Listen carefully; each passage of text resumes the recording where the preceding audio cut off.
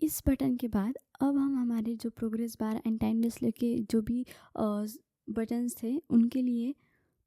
यहाँ पर कोड लिखेंगे। जैसे कि हमारा ऑडियो प्लेयर हो गया, हमारा प्रोग्रेस बार हो गया, वो कैसे वर्क करेंगे उसके लिए हमें कोड लिखना है। तो फर्स्टली मैं यहाँ पर लूँगी जो भी हमारा ऑडियो प्लेयर था उसके लिए audio player dot add event listener, and यहाँ पर होगा हमारा जो भी इवेंट लिसनर होगा वो होगा टाइम अपडेट। एंड इसके अंदर हम क्या करेंगे, फर्स्टली लेंगे const progress is equal to audio audio player dot current time divided by audio player dot duration into 100, and then उसके बाद प्रोग्रेस बार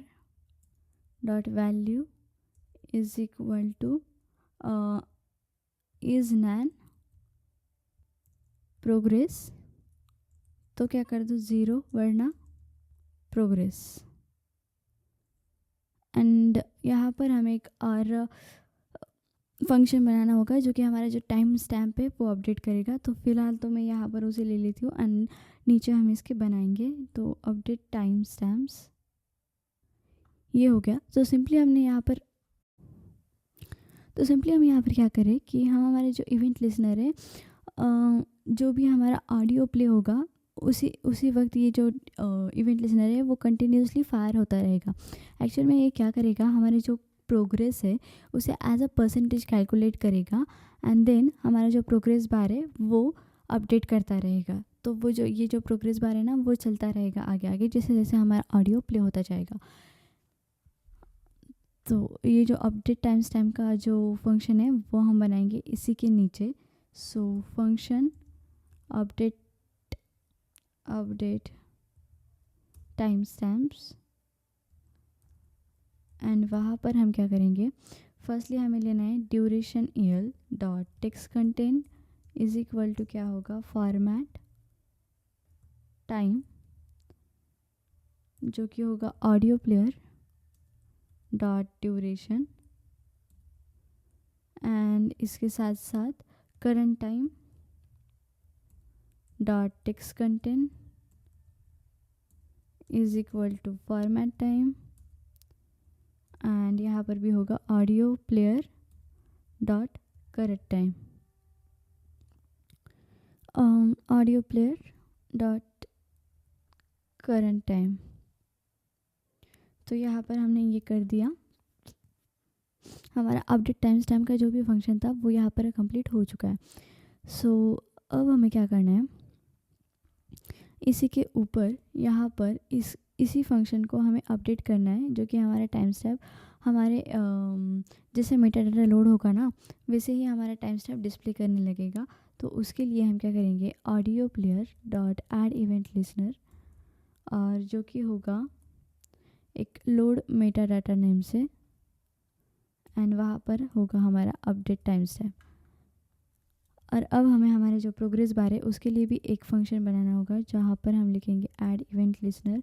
इनपुट पर इनपुट, एंड इसके अंदर हम क्या करेंगे इफ़ ऑडियो, यहाँ पर लिखूँगी मैं if audio player dot duration, उसके अंदर audio player dot current time is equal to क्या होगा progress bar dot value by 100 into audio player dot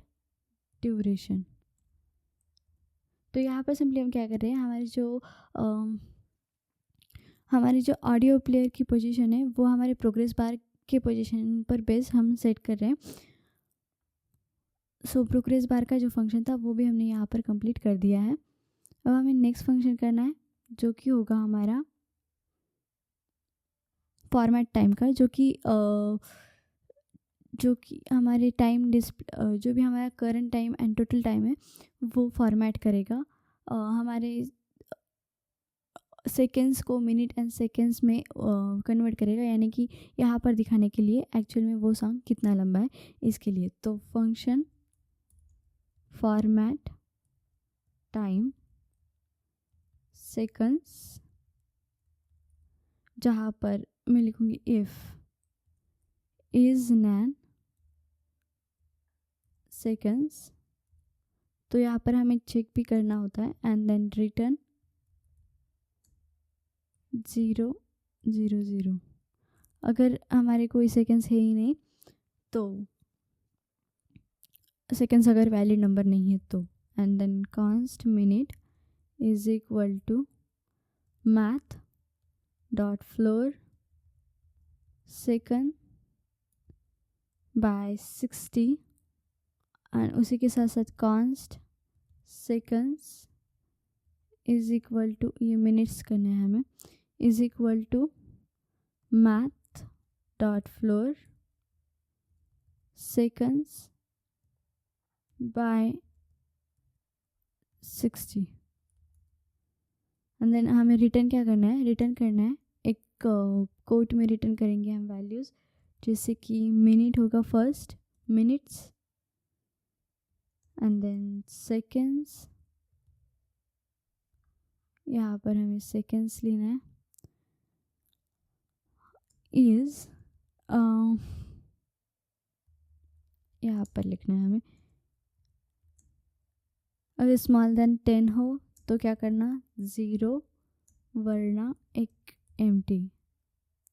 and then फिर से यहाँ पर होगी सेकंड्स। तो सिंपली ये क्या करेगा, हमारे ये जो फॉर्मेट है वो फॉर्मेट होगा हमारा MSS या फिर MMSS, मिनट सेकंड सेकंड या फिर मिनट मिनट सेकंड सेकंड, ये फॉर्मेट रहा उसका। तो हमने फॉर्मेट टाइम हमारा जो फंक्शन था वो भी यहाँ पर कंप्लीट कर दिया है। अब यहाँ पर जो फॉर्मेट टाइम का फंक्शन है वो हम कहीं पर भी यूज़ कर सकते हैं जैसे हमारी मर्जी हो वैसे। सो अब हम यहाँ पर हमारा एक मेन फंक्शन बनाएंगे जो कि क्या करेगा, जैसे हमारा सॉन्ग जो होगा प्ले होगा तो जो वेव फॉर्म्स होगी वो यहाँ पर दिखाएगा। तो वेव फॉर्म्स के लिए हम एक फंक्शन बनाने वाले हैं यहाँ पर, जिसके लिए मैं नाम दूंगी function draw wave forms, and then if audio player dot pause, ये तो चेक कर रहे हैं हम, इफ ऑडियो प्लेयर पॉज या फिर is audio context not initialize, then simply क्या कर दो, return and request animation frame draw frame.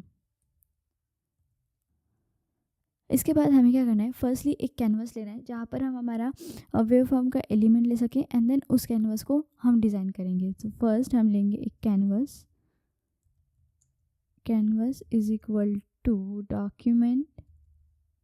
Dot get element by ID, जो कि है हमारी वेव फॉर्म, एंड देन यहाँ पर भी चेक करेंगे इफ़ नॉट कैनवस, देन क्या करो रिटर्न, और यहाँ पर const canvas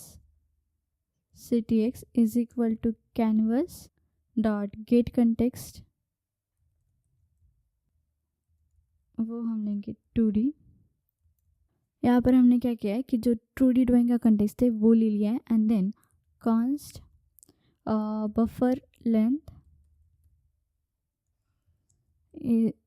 is equal to analyser dot frequency bin count,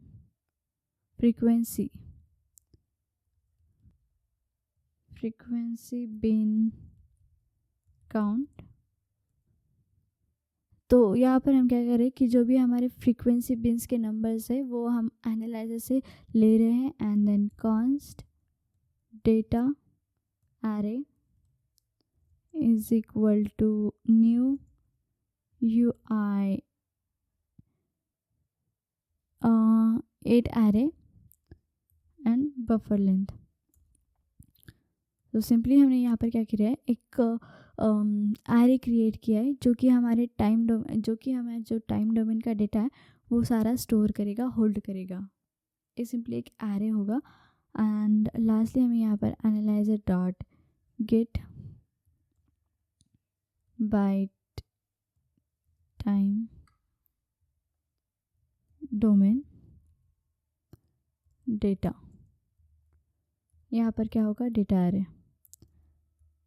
सो ये क्या करेगा, हमारा करंट वेव फॉर्म्स के जो भी हमारा एरे है उसे करंट वेव फॉर्म्स डेटा से भर देगा। यहाँ पर हम हमारे जो वेव फॉर्म्स के उसके लिए अब लिख सकते हैं जो भी डेटा हमें चाहिए वो, जैसे कि कैनवस